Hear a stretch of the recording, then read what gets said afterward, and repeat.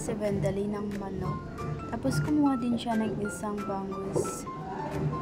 Bumili na din sila ng durin. Tapos kumuha sila ng isang kalabasa. And then kamatis. Fast forward, andito na sila sa farm namin. Tapos ng pagkadating nila, binalatan na nila yung mga gulay at saka nagbalat na din si Lyra ng sibuyas. Tapos ayun, chinap na din ni Dea yung manok.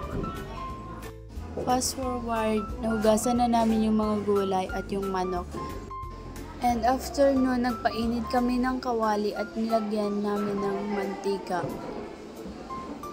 And after nun, nilagay na namin yung sibuyas at bawang.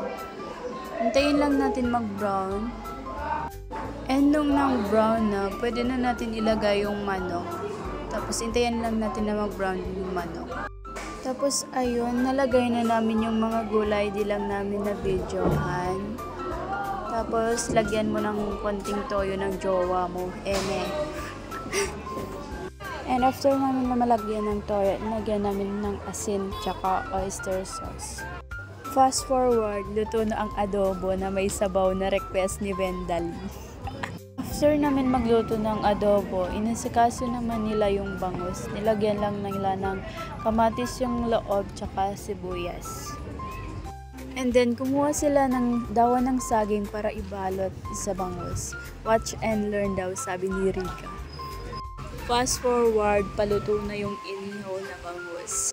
Gumawa na din si Dea ng sausawan.